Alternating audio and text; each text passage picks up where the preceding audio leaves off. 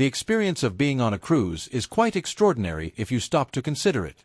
It represents a rare type of getaway where your accommodations physically contain those providing your services.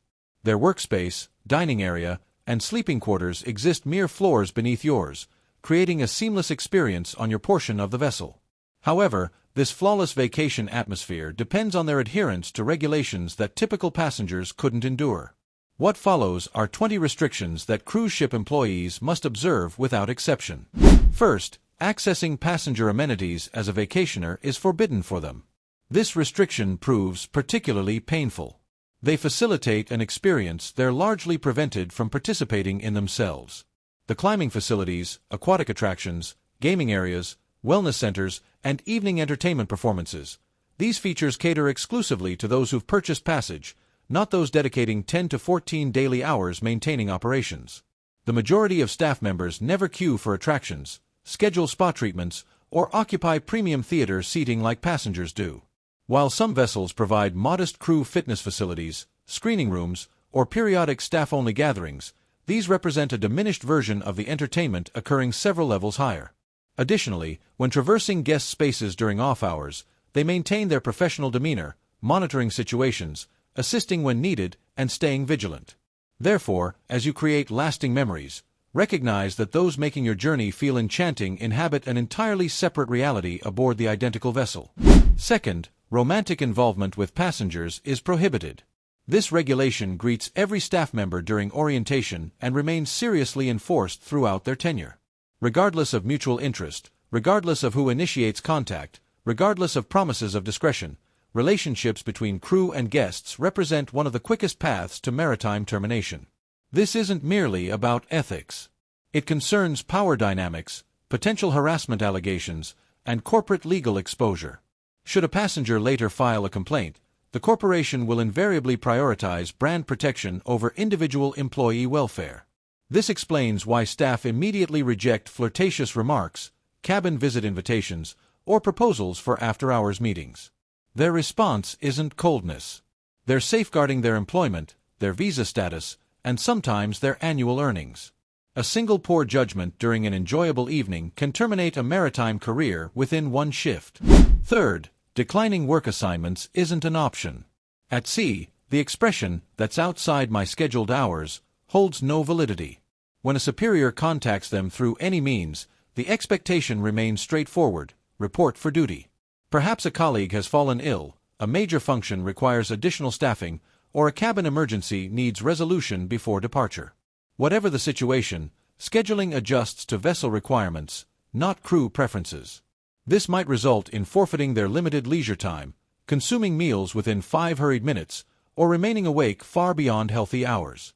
Additionally, refusing work orders, barring legitimate justifications, risks being characterized as defiance. That designation haunts subsequent contracts. On shore, clocking out means departure. Aboard a cruise vessel, being off-duty resembles a suggestion more than an assurance. And when refusing extra shifts is impossible, imagine the consequences of attempting to voice concerns publicly about any aspect of their experience. Fourth, public complaints are forbidden. When employment becomes challenging, typical workers can express frustrations on social platforms. They genuinely cannot. Numerous crew agreements contain social media provisions prohibiting negative commentary, imagery, or footage that might harm corporate reputation. Publicly criticizing extended hours, inadequate compensation, poor management, or safety concerns using their actual identity, particularly when tagged with vessel or company information, can result in termination and discrete industry exclusion.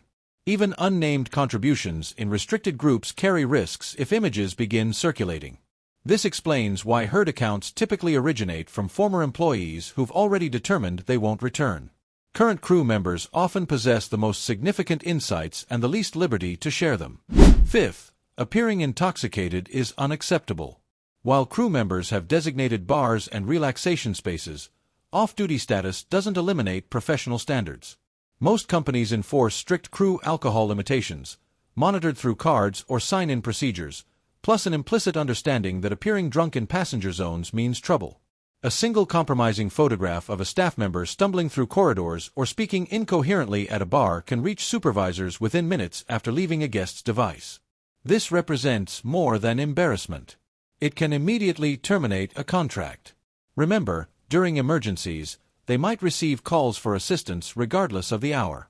Consequently, while passengers order another beverage because they're vacationing, crew members continuously calculate, if something occurs immediately, will I be capable of responding appropriately? Sixth, dining in passenger restaurants is prohibited. You observe unlimited buffet access and midnight pizza options.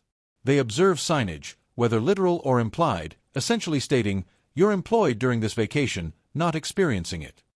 Most crew consume meals in crew mess halls or staff dining facilities, separate cafeterias featuring distinct menus, operating hours, and regulations.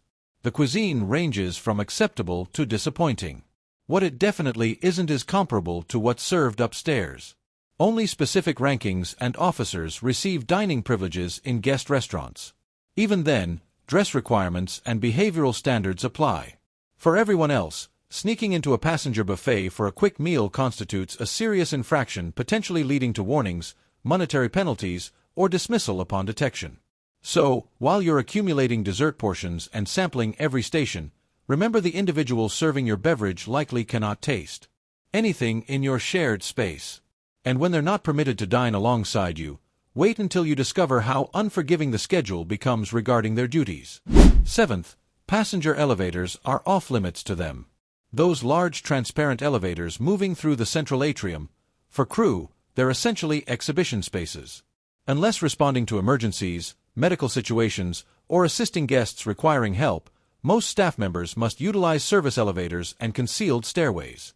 This explains their occasional appearances through unexpected wall openings. An entire hidden circulation network exists exclusively for personnel. Even when exhausted, transporting linens, food trays, or equipment, they must avoid guest elevators so passengers never feel encroached upon by uniformed staff. Using a guest elevator to conserve time can generate complaints and lectures about guest perception. On vessels, even their chosen path between locations forms part of their responsibilities. Eighth, disembarking requires authorization. When docked, you exit the vessel at will. They disembark only when schedules and supervisors permit. Shore leave isn't guaranteed. It's a privilege requiring accommodation around safety drills, inspections, turnaround operations, and unexpected tasks. Some employees spend entire contracts barely experiencing visited ports because their departments face overwhelming demands whenever the ship docks. Even when authorized to go ashore, they often face stricter return deadlines than guests, plus mandatory sign-in and sign-out documentation, so the vessel constantly monitors who's departed. Missing that deadline or cutting it excessively close means more than tardiness from a meal. They're the individual who jeopardized departure timing, which can permanently end their employment with that company. Ninth, publicly dating fellow crew members is discouraged. Shipboard romances occur frequently. It's somewhat unavoidable when living and working within the same floating community, but officially, companies prefer discretion, quietness, and minimal drama. Relationships can exist, but expectations include keeping affection private and distant from passengers. Kissing in hallways, arguing in crew bars, or becoming subjects of relationship gossip can all trigger warnings, departmental or vessel transfers, and reputations damaging future contracts. Management wants to prevent emotional conflicts from affecting service quality or guests witnessing crew members focused on each other when they should be attentive. Therefore, even when two individuals develop romantic feelings at sea, they learn to prioritize professional behavior over couple dynamics. 10th, locking their cabin door isn't permitted. On vessels, privacy includes conditions. Crew quarters constitute company property, requiring security and supervisors to access quickly for welfare checks, inspections, or emergencies. Depending on the company, doors might remain accessible from outside via master keys, or crew receive instructions against deadbolting from inside. When someone obscures their peephole, obstructs the door, or refuses to open up, that immediately raises concerns. It can trigger security calls, incident reports, and extensive questioning about concealment motives. So, even within the single space that should feel residential, they exist with constant awareness that authority figures can enter almost any time. Brief intermission here. If this is revealing actual below-deck conditions, please like and subscribe. It benefits the channel significantly more than you realize and indicates your interest in similar content. 11th, selecting cabin mates isn't an option. You choose your cabin based on desired companions. They receive contract assignments specifying their living arrangements for the subsequent 6 to 9 months. Roommates might represent completely different nationalities, faiths, and cultural backgrounds with conflicting work schedules and entirely different cleanliness standards. One might work morning shifts while another handles late-night bar service. So, someone nearly always attempts sleep while the other prepares. Snoring, disorder, loud international phone calls, even varying aromas from cuisine or personal products, all transform tiny cabins into tension zones. While change request mechanisms exist, they typically require serious conflict or exceptionally patient management. Usually they simply adjust, purchase earplugs, and hope their subsequent contract roommate proves more compatible. 12th, cabin inspections cannot be refused. If you consider hotel checkout procedures strict, imagine your bedroom being inspected during occupancy. Crew quarters face regular, occasionally unannounced, inspections, supervisors and security examining safety compliance, cleanliness standards, and prohibited items. They verify overloaded electrical outlets, unauthorized devices, candles, excess alcohol, even storage methods, ensuring nothing creates fire hazards or escape obstacles. Saying, "Not now," or refusing door access isn't acceptable. It essentially communicates concealment. Inspection failures can mean warnings, mandatory re-inspections, or in severe situations, termination. For crew, their quarters aren't fully personal. They're company property requiring inspection readiness even during worst circumstances. But when residing in a room subject to unscheduled inspections already feels intense, it's minimal compared to how unforgiving additional regulations become. 13th, tardiness is never acceptable. On cruise vessels, arriving 5 minutes late isn't explained by traffic difficulties. It's questioned as operational risk. Every safety drill, briefing, performance call, and shift transition follows military-level precision. Housekeeping depends on dining timing. Dining depends on beverage service. Beverage service depends on entertainment. Everything depends on personnel being precisely positioned as required. This explains why crews set multiple alarms, request roommate assistance with wake-up knocks, and occasionally sleep in uniforms between consecutive shifts. Initial tardiness might generate quiet warnings. Repeated lateness can result in shore leave revocation, privilege losses, or complete employment termination. The vessel waits for nobody, including those maintaining its operations. 14th, sunbathing on deck is prohibited. For passengers, open decks represent one expansive outdoor lounge. For crew, they're essentially performance spaces. Relaxing on loungers in passenger zones, removing uniforms, and closing eyes vacation style, that's a rapid way to receive corrections. Most cruise companies view crew sunbathing near passengers as unprofessional and confusing for guests expecting all visible personnel to be working. Some vessels feature tiny concealed crew sun decks or small outdoor areas where they can capture 10 minutes of daylight between shifts, but it's incomparable to pools and loungers passengers enjoy. If uniformed personnel appear excessively relaxed in inappropriate locations, they're not recharging, they're risking disciplinary action. 15th, quitting mid-cruise isn't simple. When contracts become nightmarish, it differs from typical employment where you surrender credentials and depart. Cruise workers sign binding contracts spanning multiple months. Early departure typically requires company authorization, replacement identification, and proper transition procedures. When someone decides they cannot continue and insists on premature departure, they may incur personal travel expenses, forfeit end-of-contract bonuses, and eliminate future employment opportunities with that company. In extreme situations, unauthorized quitting can blacklist them from other companies too. And when they cannot afford that last-minute departure ticket, well, they might figuratively walk the plank. That's obviously humorous, but the financial consequences are genuine. But when leaving employment proves that difficult, the regulations surrounding their health strike even harder. 16th, illness must be reported. On land, you can endure minor illnesses hoping for unnoticed recovery. At sea, that represents a major concern. Even mild coughs, digestive issues, or fevers require medical reporting, particularly following everything the cruise industry has experienced. One individual concealing symptoms can escalate into an outbreak, ruining an entire voyage. So, crew face strict directives. If feeling unwell, report it. This can mean duty removal, cabin quarantine, and in some instances, losing service charges or gratuity income during those periods. Most don't want work interruption. They're aboard to earn, but vessels will invariably prioritize brand protection and guest welfare over individual paychecks. 17th, passenger gratuities cannot be retained at their discretion. When you discreetly pass currency into a crew member's hand whispering, "This is exclusively for you," the reality typically differs. On many vessels, every gratuity should process through official channels, recorded, collected, and distributed according to company guidelines. Some positions receive automatic gratuities. Some share with entire teams, and some face heightened scrutiny due to previous violations. Pocketing even small additional amounts without declaration can be treated as theft, regardless of how clearly you intended it as personal appreciation. This explains why some crew hesitate when guests insist on cash-only gratitude.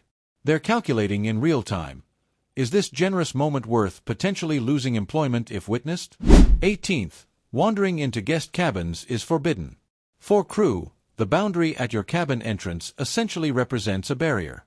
Even when guests invite them inside briefly to examine malfunctioning lights, share beverages, or deliver items, crossing that threshold represents one of the most serious violations aboard. It creates liability nightmares, accusations, misunderstandings, theft allegations. The company wants zero opportunities for any such scenarios. So, they're trained to handle matters in hallways, summon maintenance, or bring supervisors if interior access becomes absolutely necessary. When security discovers a crew member socializing in a guest cabin behind closed doors, they don't waste time requesting explanations of innocent conversation. Usually, that contract concludes before the next departure. But when stepping 1 foot across a cabin threshold can cost employment, what occurs when serious incidents happen and they possess excessive knowledge? 19th, discussing certain incidents is prohibited.